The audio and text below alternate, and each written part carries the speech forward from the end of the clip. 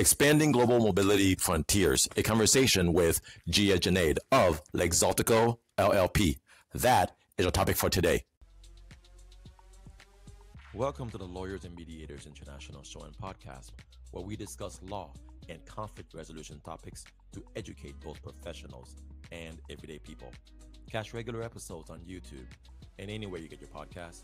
Just remember, nothing in these episodes constitutes legal advice, so be sure to talk to a lawyer, as cases are fact-dependent.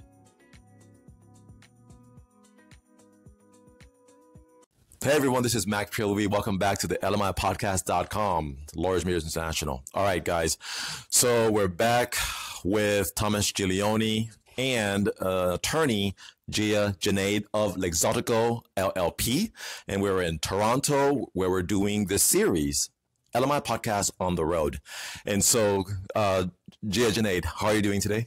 Very well. Thank you so much. It's lovely to finally meet you, Mac. Yes. I've checked out all the great work you've been doing on these podcasts, and what a wonderful idea to put this community together. Awesome. Thank you so much. And so along with Thomas for the last, half decade, we've been doing a lot of educational videos all over the world. All right. I mean, Thomas, we were doing this when you were in Vietnam, and now you're in Canada and proper. And this is our second video in the series in Toronto. And so it's good to get with Lexaltico at this point in time and just to learn more about your firm and more about the work you do, and let's educate people out there. So let's get started. I'm going to let Thomas introduce you a little bit because he knows your firm more personally, and then we'll have you talk a bit more about yourself. Mm-hmm. Yes. Junaid, thanks for the opportunity to be here in your lovely office here in Toronto. We met once before, and you gave me an overview of your company and the different verticals that your company encompasses. We prepared some questions for you, and just tell us a little bit about your firm and your business advisory services. Yeah. So, well, thank you. First of all, it's great to see you for a second time, Tom. Lexaltico was really born out of this idea that the world was changing, but that the traditional law firm was not keeping up. Whether you're looking at small, solo firms, or whether you're looking at Wall Street firms or Bay Street firms, the equivalent of those in Canada. And you see the entrepreneur, which is basically how I would define our avatar client. Your entrepreneur, your high net individual, your investor client, they want to go to one shop and they want everything done from A to Z. And so that got me thinking a lot about what we here in the Canadian marketplace could do to properly and efficiently and, with an eye to the future in terms of how the world of business and law was evolving, to really partner up with our client, not to say we're your partners in law, but essentially and effectively, truly be partners. And that's really where Lexaltico was born. So Lexaltico LLP is not just a law firm. Sometimes that catches people off guard. Actually, we have the way that we've got it organized is there's 3 verticals. So you've got legal advisory, which forms the bedrock of the practice. You have business advisory, and I'll get a little bit more into that a little bit later. And then the third vertical that we have, which kind of ties everything together, especially when we're considering global mobility, is our global mobility practice, which is then divided further into various segments, Canadian immigration being one, but also global mobility in the true sense of the word being another. And but by that, what I mean is we help, for example, Canadians wanting to do business in China. We'll help the, people who are doing business in the UAE. We'll help them immigrate to Canada. We'll help Canadians set up shop in Costa Rica, so on and so forth. And of course, we'll get a little bit more into that. Yeah. But that's basically how we're divided. So, well, thank you so much for that. And I went through your website and I learned more about you guys. So definitely we'll get to more of the educational aspects, but let's spend a few minutes talking more about some of the work you do. Timothy, you want to go first for the first question? Sure. One of the questions we have for you is tied to your immigration services.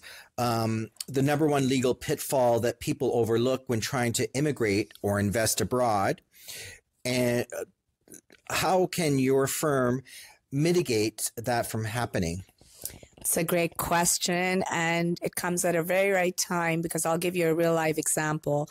So the number one legal pitfall people overlook when immigrating or investing abroad is this failure to grasp the messy jurisdictional overlap and tax obligations and residency regulations.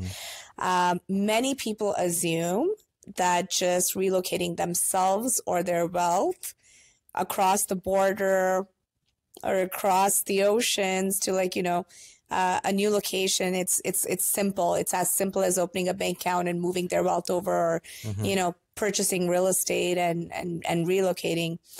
But for those people or individuals, or, you know, even commercial entities that are not familiar with the fact that they can get caught in this trap of double taxation, steep penalties, and even asset forfeiture.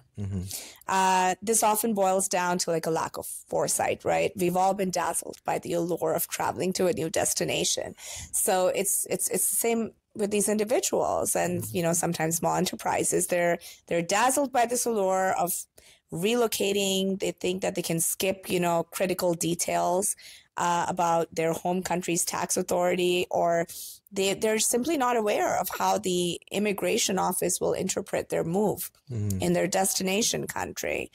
So actually, you know, consider a client that Lexaltico is actually currently helping. This individual is high net. And he's aiming to invest approximately $1.5 million in Dubai real estate venture to qualify for UAE's golden visa. That's the context in which he obviously approached our office first, because we have a subsidiary called Power Passports that we've set up. It's a universal visa consultancy in Dubai.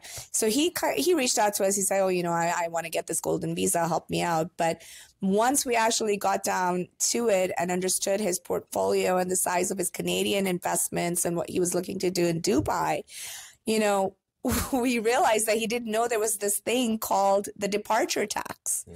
So just to put that into perspective, the departure tax is something, it's a Canadian rule, right? And essentially, this is the rule that deems departing residents have sold all their assets on the day that they leave.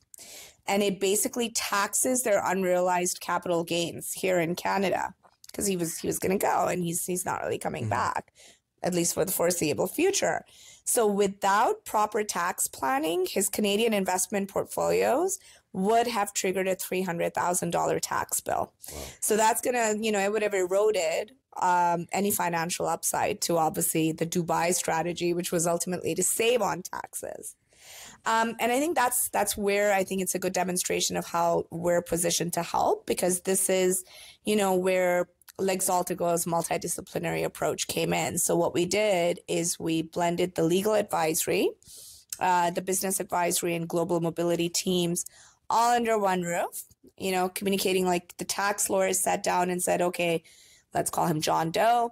Okay, John, you know, this is basically what you own in Canada. These are the kind of taxes that, you know, you're going to realize. And then we basically sat down with our affiliate accounting firm. So we're actually affiliated with one of the largest Canadian accounting practices. And, you know, they do everything from transfer pricing to taking companies public and whatnot. But he's exactly like the kind of client that we were able to take over. And the accounting firm sat down with our business advisory team. And, you know, within that vertical, they decided, okay, let's put these assets into deferred vehicles. And then our global mobility and legal advisory team was able to say, okay, John, let's move you to Dubai on X date so that we could minimize the tax consequences. I can tell you, based on our planning and what we're projecting for this individual, you're looking at a tax savings of almost $250,000. So people think you just get on a plane and, you know, you can go, but it's those little things, you know. Junaid, he's the managing partner of Business Advisory. He has the saying, and I love it. and I always keep it at the back of my mind. He says the ship does not sink from the big holes. It's always those small holes that sink a ship. So you always kind of have to, realize where does the risk lie and make sure that you're seeing those small holes before, your client's suffering that kind of a loss. That's very interesting. I wish I met you earlier, Jia, because as you know, I was living in China and Vietnam, and I started my own business in Vietnam, which was, I had to get legal advice in Vietnam.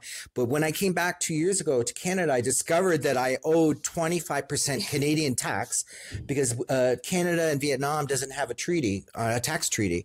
And I had to pay Vietnamese tax. Not only that, they have different rules in Vietnam for dissolving a company. You have to pay $10,000 to dissolve a company, where in Canada it's just paperwork. So I wish I met you earlier and got the business advisory. You would have saved me a lot of money. Well, that's the goal. That's the goal. Yeah. Jia, I'm curious to ask you, I spent some time in China and the Middle East. Why did you choose to expand globally from Toronto into Dubai and Chongqing, China? And what's the advantage of these locations for clients wanting to invest in real estate or invest in a startup company? So, Tom, obviously being in China, I know you spent quite some time over there. You must have just seen the tremendous potential. And it's such untapped potential. And, obviously we're here in Toronto because that's our birthplace, right? That's where Lexaltico was born. We are experts in the Canadian scene when it comes to obviously legal advisory and business advisory and Canadian immigration. But we, in a rapidly globalized world, and especially the political climate that exists right now and interconnectedness being what it is, we wanted to make sure that, we weren't just giving our clients run-of-the-mill services, that we were really helping them be innovative and to tap into that vast potential. Did you know that in the last 2 years in Canada alone, there's been over 3,000 new startups? Wow. I mean, that's a big number. And now you're looking, I was looking at some facts and figures, and I'm just going to let you know, like the Canada UAE trade was $2.8 billion. Billion? $2.8 billion in 2024.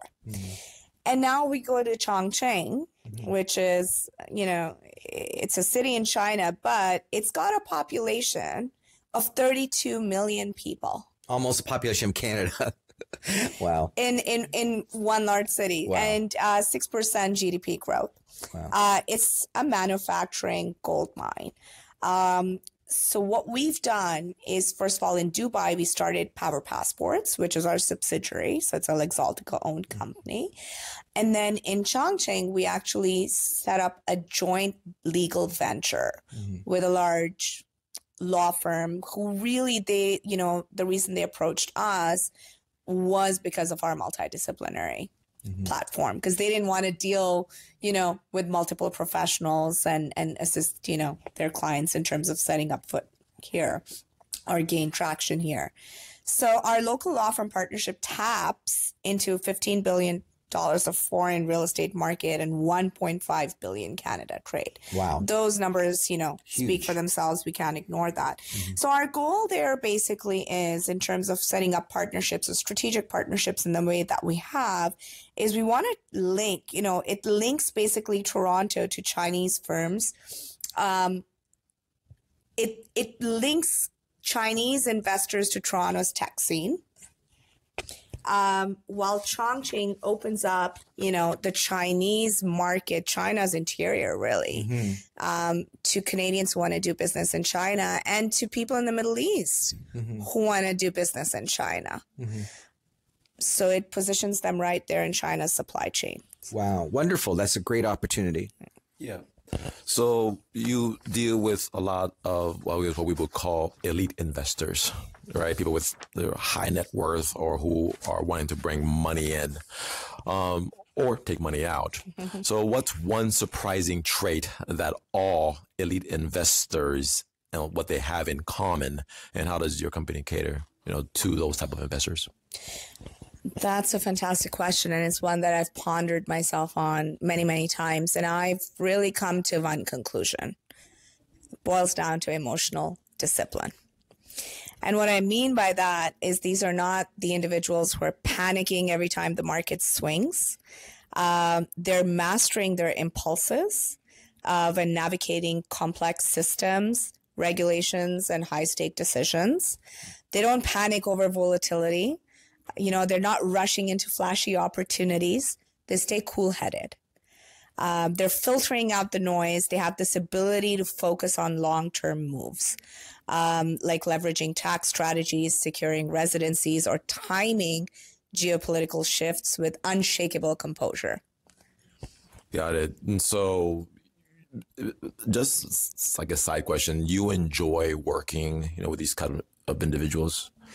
I like to think I'm a people person, so I think I like to work with all kinds of people, but there is something very exciting in terms of working with entrepreneurs. And I think part of that is entrepreneurism is just, it's built into the DNA of Lexaltico. Every single one of us, including many members of our staff, actually have, engaged in a certain level of entrepreneurship at one point or the other. So it's just that level of mental connectivity. And to be able to see, what moves them, what drives them, and to be part of that journey. So absolutely, like I said, the entrepreneur is our avatar client. That's really the client that Lexaltico is designed best to support. Mm-hmm. Thank you, Junaid. You touched on, opportunities to make money in investments, but part of, that aspect is lifestyle. Why do you think lifestyle immigration, say to, Latin America, Costa Rica, the Caribbean, is becoming more popular and surging? And how can someone turn a beachfront villa into a wealth building asset rather than just a vacation spot?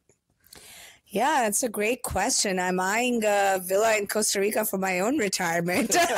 I've started planning what that already, so... I'd like some info on that, please. Yeah, for sure. So essentially, here's what I think. I think, the high net worth individuals, everybody enjoys it, but, they can really make it happen if they plan strategically.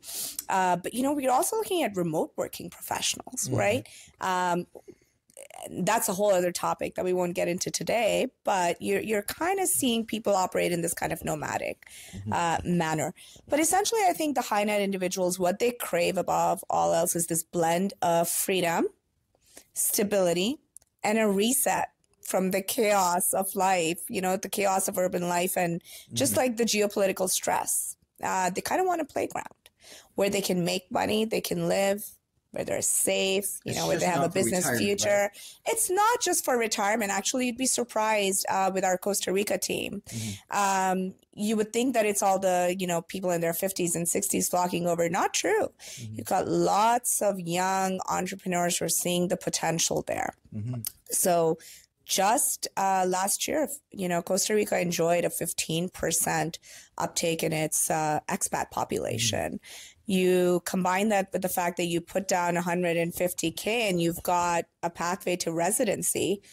And not just that, but you've got 4 to 6% or more, depending on which city you're dealing with. If you invest in real estate, the real estate's doing fantastic. They're building casinos down there. There's, beachfront properties, hotels. It's not just like you buy a home. You really get to play in that economy. And then specifically with Costa Rica, working with the legal teams there and the investment teams, what we're finding is the Europe is a very big pull. So a lot, they have a lot of trade pacts with Europe.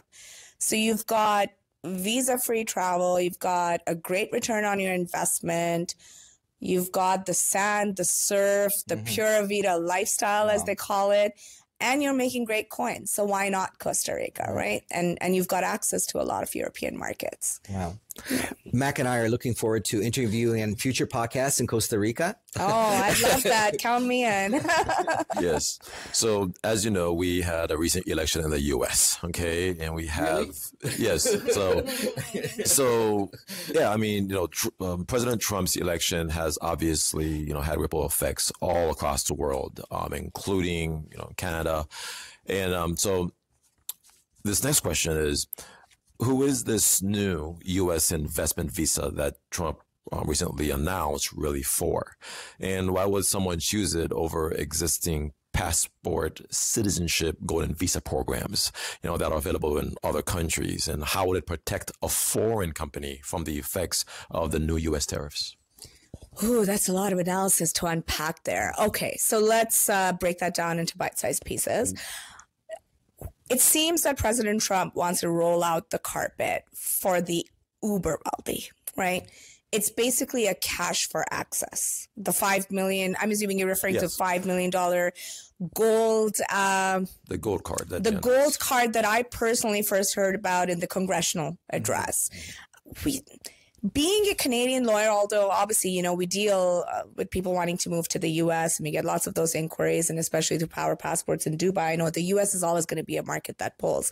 But I've got to say that we don't quite know yet how that program we don't know the mechanics of it. All we know is, hey, if you're uber wealthy, maybe you're a Russian oligarch or a Chinese, tycoon or magnate, hey, pay $5 million. And you basically, it's your one way to get to the U.S. and it's a fast track to the U.S. So it's really like a VIP treatment. It's clearly he's wooing a certain investor class.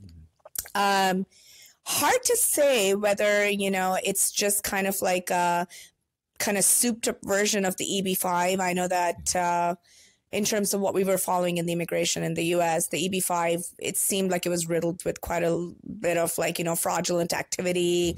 The HB1s, there's a lot of visa rejections, whole setbacks. So this could be a fantastic way for the U.S. potentially to attract the sort of investment and opportunities that a lot of countries, for example, in Europe, in the Caribbean, Dubai, they all have some. I just talked about Costa Rica.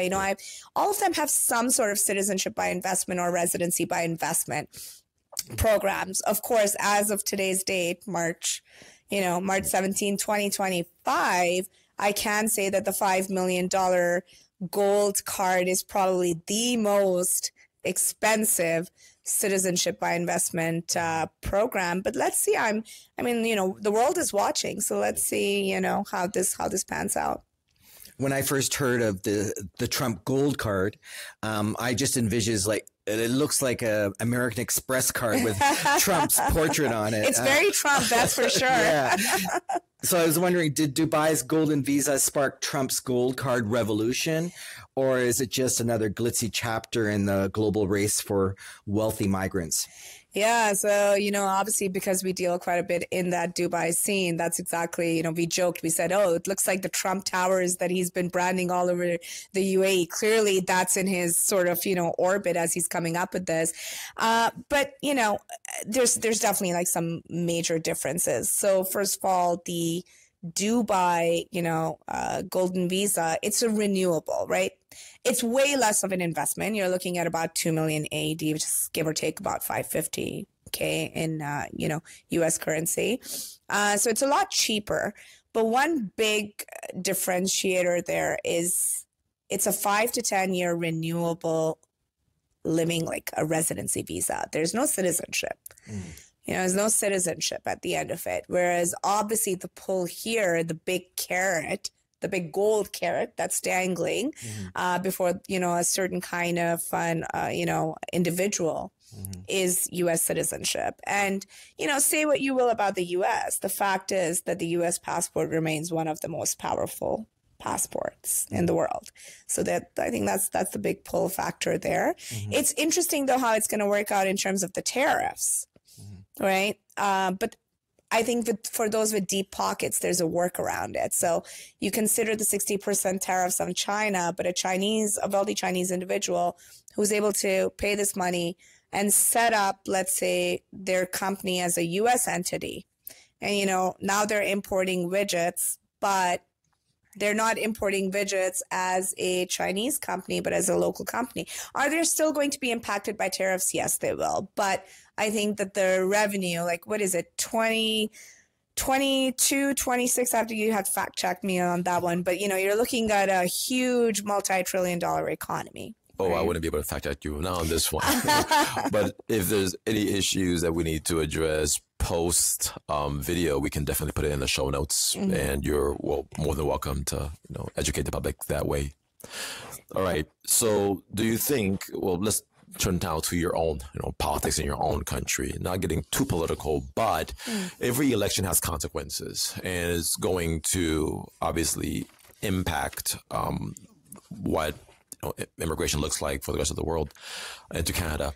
So do you think that Canada's new immigration minister, Rachel Bendayan, could be the key to a business-friendly immigration overhaul? Will she deliver a golden visa to rival Trump's gold card, possibly? Just to give some the audience some background, in Canada, we're about to have a election coming up probably in October. And so we're going to be having, a transformation, maybe not to the extreme as in the south, down south of the border, but we're expecting an election probably in the fall. So there's going to be changes here in Canada also. So what is your take on the new Minister of Immigration? Yeah, Tom, I mean, it's too soon to tell. First of all, this is only for a limited time. As we know that there is a new federal election coming, we have sort of like a new interim prime minister, Carney. And yes, just March 14th, so last week we had a new immigration minister who was appointed. At Lexaltico and at Power Passports, I can tell you we're very cautiously optimistic. We are buzzing with that cautious optimism. And part of that is, I think, her profile and who she is. Well, first of all, she's an immigrant herself, right? She's got Moroccan roots. And I love seeing that, because for me, for somebody to really understand what makes immigration tick, not saying it's necessary they be an immigrant, but it's certainly nice to see when they've got that kind of background and they understand at a personal level how global mobility and immigration impacts families and individuals. But more importantly, what I really do like about her profile is she's been the Parliamentary Secretary of Small Business. And I love seeing that, right? Because in my opinion, Canada's business immigration programs definitely, they've been amazing since the 1990s, but they definitely need some tweaking, especially now with this tariff spat and whatnot. I think the world really is looking towards, Canada. And I always think that Canada is a little bit quieter than the U.S. The U.S., with all due respect, is more about, bravado. But I think we work very quietly and we work very well here in Canada. But it's going to be interesting. I would like to see maybe more of a development of the startup visa program, which is right now it's a bit backlogged. We've got close to 20,000 applications in backlog. Perhaps a revamp of the C11 program, other business immigration programs. I mean, ultimately, I hope that, she's got her eye and her sense on the economic pulse, and to know where business and immigration are going to intersect. And given her profile, I'm fairly optimistic that she will. So that's a direction that, we would want to see, even if it's for a short duration of time. But you know what? They say Rome was not built in a day, but hey, immigration, it moves at the speed of light if the right person's in the right ministry, right? So I want to touch on what you mentioned with regards to the tech industry and the startup visa program. While I was in Vietnam, I was a startup mentor, and I'm aware that the tech industry is booming. And there's a lot of interest in the Canadian startup visa. Now they changed all the rules for that. A lot more applicants and more restrictive rules. Giving the applicants in the tech sector priority processing. How's that shifting the game for global founders, and where is the next hot industry they should target? I think Canada is the best place for founders, to be honest. I think we've got a tech scene that's really booming. And also within the tech industry, like if you look at the startup visa, which I just touched upon, actually they're really rolling out the carpet, the red carpet for tech companies within the startup visa program. And whether it's edutech or clean tech or fintech, there's a lot of amazing homegrown talent. It's not just unicorns like Shopify, right? We've got a lot of talent. We've got like a multicultural population, all these wonderful global ideas. We've got entrepreneurs from India. We've got entrepreneurs from China, like places you kind of associate with that kind of talent and more, and then homegrown talent as well. I think one of the areas that really the tech industry should be focusing on, and it's a two-way street where the government, I think, should also be focusing on attracting that kind of talent, is health tech. In 5 years, which time flies, by 2030, over, what was it? I think it's like over 20% of the Canadian population is going to be over the age of 65. And we don't have the kind of population that the U.S. does to begin with. We're one of the largest countries, but we've got a small population per capita. So now you combine that, and there should be lots of development in terms of AI diagnostics, wearables, different sort of meditech, health tech products that should be coming out. And I think that that's some place where the government can be focusing in terms of attracting talent, and where those eyeing Canadian shores under the startup visa program can be, basically focusing on, because there's a lot of venture capital. There's a lot of opportunity. People, I think, really need to see Canada as the land of opportunity that it actually is. Well, we're just not too far away from Canadian Silicon Valley, really. University of Waterloo, where they invented the BlackBerry, and there's a lot of tech developing in this area, actually just an hour's drive from here. So tariffs has been in the news in the U.S. a whole lot, and it wasn't something that Americans really knew too much about. You might hear about it from a historical perspective, or you might hear about tariff war as something of the past.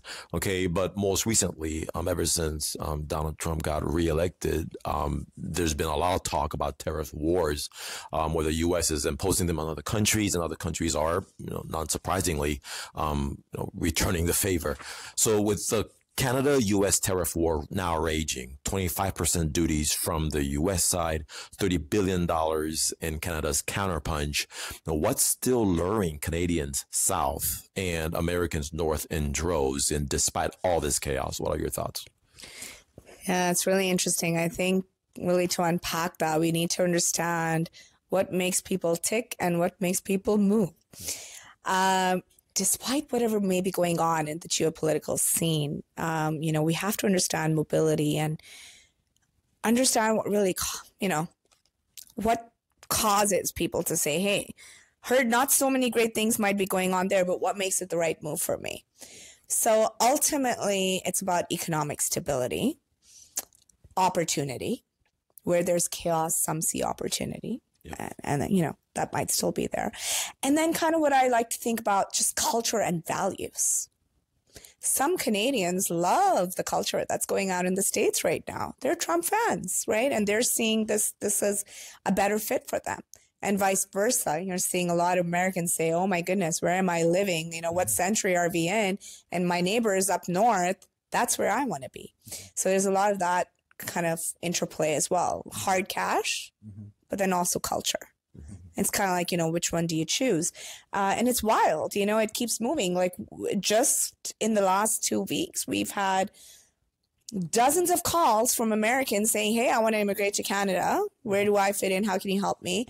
Interestingly, we've also had several calls from Canadians who are like, we want to move down south. Do you have a team set up in Florida or in Texas? And, they want to take advantage of maybe the economic climate. It's the old, the grass is greener, right? It's the old grass is always greener on the other side. And then, there will be some Canadians who will move there, and then surely we'll hear from them in about a year where they'll say, what was I thinking? I got to come back. And, maybe vice versa. Look, the U.S., for our global audience that might be listening to this, essentially, look, the U.S. is offering fatter paychecks, right? There's no doubt about that. It's a bigger economy. The median income is about $70,000 compared to Canada's $55,000, adjusted. Less tax? Lower taxes in states like Florida and in Texas with, sort of like a no income tax hit. Housing's a steal too. In small town USA, like 500,000 is going to buy you a mansion. You know, Yeah, those compared to big Canada. mansions. Yeah. Compared to Canada, 500K is not really going to get you much in bustling downtown Toronto. And then there's the fact that the tariffs, obviously, they're going to hurt the U.S. economy, but they're also going to hurt the Canadian economy. So we're going to take, you know, we're export heavy. So we're going to take a bit of a bruising. Whereas, you know, the U.S. has a $26 trillion GDP and a job sprawl that might be just too juicy to ignore for some. It's cash and climate, you know, over trade noise. Now, Americans going north, I like to think that they really like the Canadian chill pill. You know, we're nicer up here. We're very, very polite. We're very accepting of differences. And we have healthcare. We have healthcare. Exactly. You know, it's unfortunate that we hear about so many mass shootings coming out of the U.S. I think it was just like in 2023, there were close to 656. There's healthcare insanity, people suffering from diseases like, you know, diabetes, cancer, not being able to really afford to continue with the treatment because it's a choice between going bankrupt or getting medical care. That's not a reality in Canada. We're pretty, you know, we're pretty happy up here with our coverage. And yeah, as I mentioned, you know, there's a real progressive vibe to Canada, which especially with a lot of millennials and Gen Z that's coming up, you know, we care more about the environment. We care more about diversity, equity, and inclusion, which we know President Trump just killed with one congressional speech where he said there's no more EDI or DEI as they call them or whatever, right? And then let's not forget the weather. So too many people. I know, Mac, you came in here wearing your Canada Goose jacket. And, you know, I know that we get kind of like a reputation for, oh, Canada, it's freezing up there. Well, you know, the freezing weathers do give us some pretty great sports activities, right? And it's only for a few months. It's only for 3-4 a few months. And you can get some great skiing, you know, on our powdery slopes and all of that. But I will tell you this. I've grown up around the world. I was the child of expats before coming to Canada. I've lived in Africa, Eastern Europe, Central Asia, Middle East, South Asia, you name it. And I've traveled, you know, all over. I can tell you that Canada has some of the most, if not the most gorgeous summers. As an Ontarian, I can attest to that. We have nice beaches. Beautiful beaches, amazing, beautiful, you know, heavenly summers, you know, and the winters aren't too bad. If you wrap yourself up in some Canada Goose, right? So it's just like, and now you compare that, like when you're looking at what's going on in the States, the California fires, like, you know, the flood and hurricane roulette, which is constantly plaguing Florida and some coastal, you know, areas over there. Sure, the tariffs sting, but here's a message that I'll say. Canada and Canadians are incredibly resilient. You know, our economy is going to withstand this. We've got peace here, more peace than pizzazz, maybe. You know, hostile trade climate, but it's not going to last forever. You know, the Canadians and Americans, we've always said we're cousins. And I really, ultimately, for those wanting to, you know, making that decision of, hey, should I go to the States or come up to Canada? Canada is going to welcome you with open arms, right? There's a really cool culture that we've cultivated up here. But ultimately, as you said, people are always going to say, you know, the grass is greener on the other side. And I think you're going to see a lot of mobility between these two countries because they're after what the others got. And I think a bit of that's just human nature as well. I like your perspective, Jia. You know, to thinking long term, because I believe politically it's like a pendulum, you know, and, you know, things are maybe going all the way, you know, right wing and in the United States, but it's going to be, you know, they got congressional elections next year. So who knows what's going to happen. So, you know, if you're thinking of investment, you got to think of, you know, the pendulum swinging and thinking more long term. Absolutely. And I think, like, look, ultimately, there's no winners or losers here. You know, they're both incredibly healthy economies. I think that they're going to get past this tiff. So, but of course, being a Canadian, operating in Canada, I can tell you, you know, and I'm seeing that sentiment more and more where people are calling in from around the world. And it's like, you used to hear America's the land of opportunity. Well, in this century, I think that's Canada. I think we're really emerging as that player. Sorry, Mac. I think we're ganging up on you over there. Look, when we do LMI podcast on the road, so we can go and get different perspectives from different places. You got a bunch of proud Canucks in here. Absolutely. And I so appreciate all of this, guys, because I think most Americans would love to hear your perspective from a Canadian who's actually working, in the field that you do. Far too often, we're down there in our little bubbles and we watch the local news and the big 5 channels, the networks, but we don't get perspectives outside, right? And so thank you so much, for educating people today. And then I'll definitely make sure that my fellow Americans, see, this. They may not agree with everything that was said, obviously. Exactly. And so our big thing is, look, if we can conversate and communicate and keep dialogue open, there's always a path towards freedom and peace, and no president lasts forever, okay, not in the U.S. anyway. And so this time is going to pass by, and then in a decade from now we're going to be having these conversations and how we can make our countries stronger together. And so I'm again thankful that you guys have given me an opportunity to come here to Toronto for the first time. It's, my dad came here when I was a child, actually, to Montreal. I have old pictures, from back in the day, and that's all I knew about Canada. And then I had friends along the way, and then I've, met people like you, Thomas, who've come on the podcast to educate me. But now to be here on the ground and talk to people like you is awesome. I have one question for you. Yes. Have you tried poutine yet? Poutine? I have no idea what that is. Oh, wow.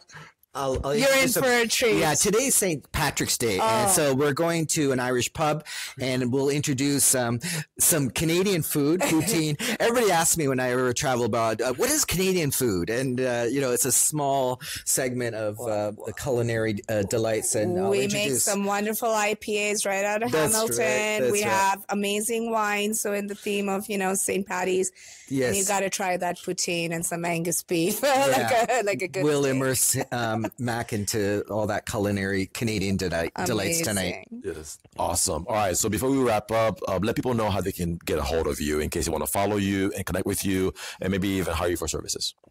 Absolutely. No, we're always open to a dialogue. We love hearing from people around the world. If you want to get a hold of us and see what we can do for you, you can follow us on Instagram at Lexaltico LLP. You can also check out our website. That's www.lexaltico.com. And of course, our phone lines are open 24/7, 365 days a year. And that's 416-333-6200. Awesome. So Jia Junaid, thank you so much for this conversation today on the LMI Podcast On the Road series. And Thomas, you want to close us out? Well, yeah, I hope we didn't gang up too much. Two Canadians ganging up on you today. But thanks for the opportunity, Jia. It's been really a pleasure. nice. Thank you very much. Thanks, all right, guys. Max. Signing off. Check everything out on LMIpodcast.com. Check everything out on LMIpodcast.com. Take care. Bye-bye.